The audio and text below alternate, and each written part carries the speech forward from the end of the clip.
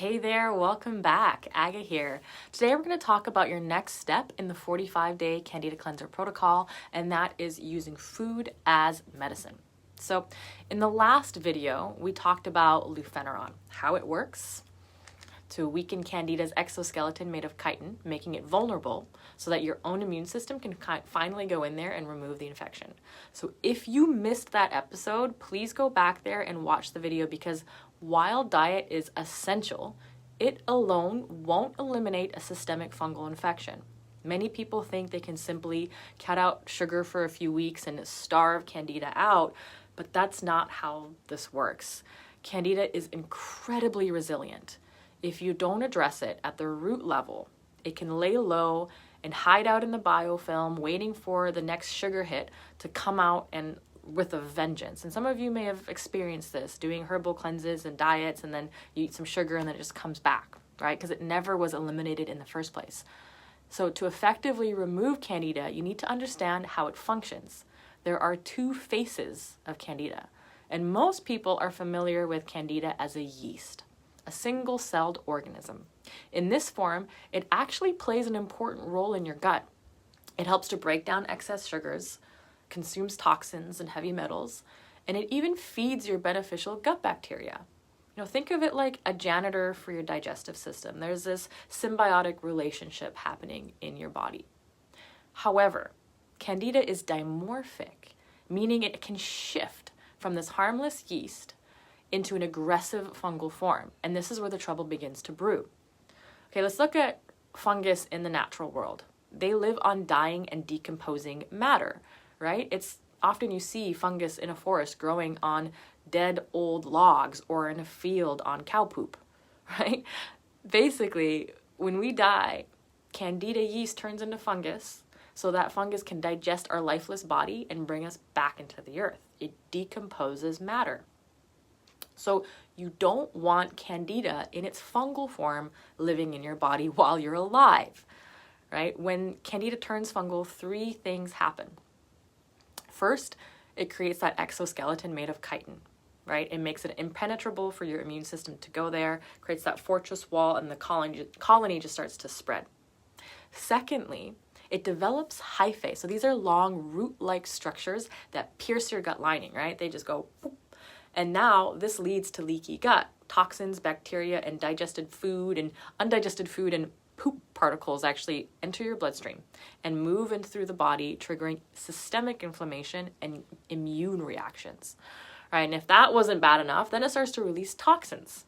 Gliotoxin or gliotoxin attacks your liver cells and immune cells. So this starts to shut down your detox pathways, weakens your immune function, and makes you susceptible to other viral or bacterial infections. Next, we have acetaldehyde, and this is a neurotoxin that causes brain fog, fatigue, anxiety, difficulty concentrating, memory loss, joint pain. It's that similar feeling to being hungover, because this is the same compound that alcohol breaks down into to create the symptoms of a hangover. And then finally, we have arabinose, which is it's a toxin that impairs mitochondrial function, right? It leaves you feeling exhausted. It drops your ATP. And lastly, we have inflammatory cytokines, which again can contribute to even more autoimmune conditions. So as fungal candida spreads, these symptoms often affect people differently, and they mimic conditions like IBS or chronic fatigue or depression, fibromyalgia, allergies, autoimmune disorders. I mean, it's pretty astonishing what Candida masquerades itself into or develops into. So now that you're beginning to understand the difference, right, what we're dealing with, it's not yeast, it's fungal. Let's bring it back to diet. Your food plays a crucial role in preventing Candida or feeding it. Right? It can shift into its fungal form when you eat too many sugars, processed foods, refined grains, right? When eaten in excess, Candida has that opportunity to transform, right? So when you eliminate them during your cleanse, this is key. You don't want to feed the enemy. You don't want to give it another reason to grow. And you might be surprised to learn that a slice of whole wheat bread, which most people think is healthy because it's whole wheat, it breaks down in the same amount of sugar as a Snickers bar or that apple juice contains just as much sugar in it as a can of soda, right? These are hidden sugars that keep Candida alive. So start reading your ingredients labels and stop feeding Candida. So remove the processed sugars, or remove the processed foods, the excess sugar, and the carbohydrates and starches that turn into sugar.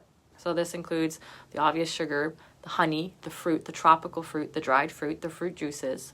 Next, we have grains like wheat, rye, barley, oat, rice, corn, millet, legumes, beans, chickpeas, soy, peanuts. All of this breaks down into sugar. Then we have starchy vegetables like white potatoes. Beets and carrots you can get away with, but if you have a big infection, I recommend limiting them as well. And lastly, absolutely no alcohol. Right? So what's left? A lot of people ask, well, like, what can I eat? You just named like all my favorite foods. So focus on foods that nourish and support your body.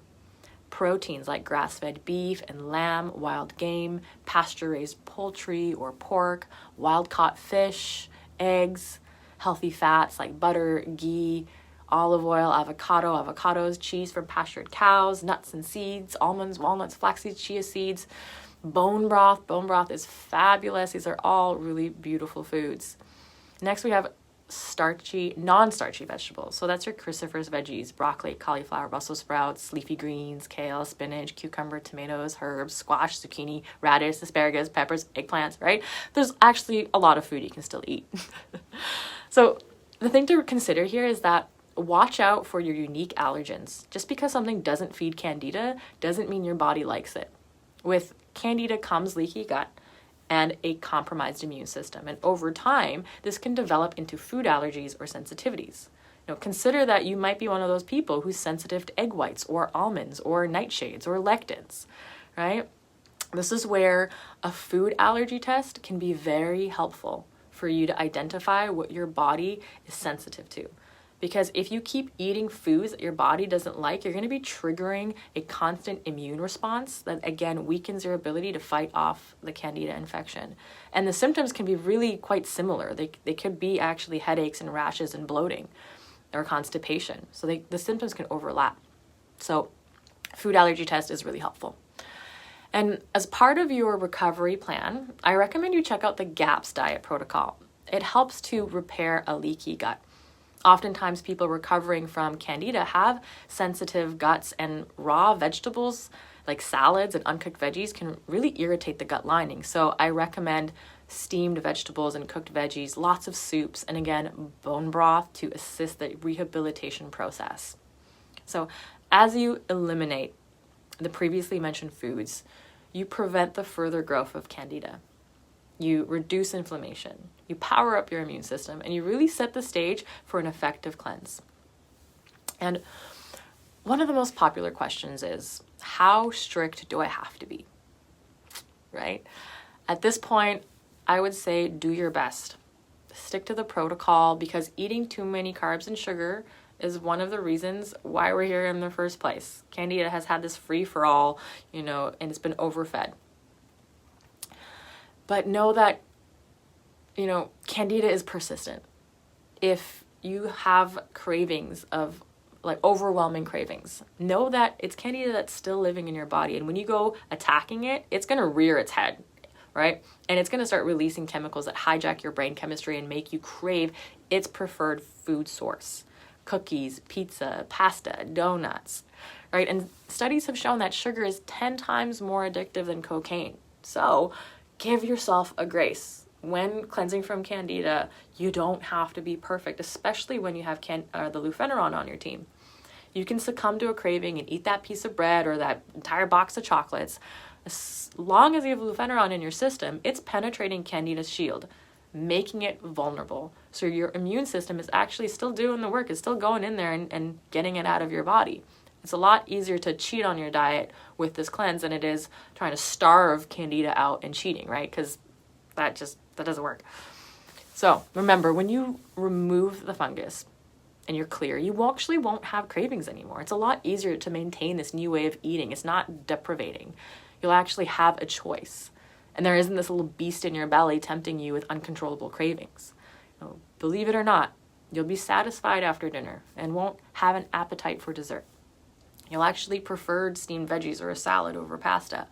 You'll actually be in tune with what your body wants for nourishment, not what Candida wants to eat. Right? So do your best, one day at a time, and it gets easier. So stick with it. Your body will thank you for it. And remember, it gets easier. So for more guidance, recipes, things like that, come join our Facebook support group if you're still not in there. There's so many people in there on the same journey. And again, it's so much better to cleanse together. So don't do it alone. All right, so see you next time. We're going to go into detox and liver supports in the next video to remedy and prevent die-off. All right.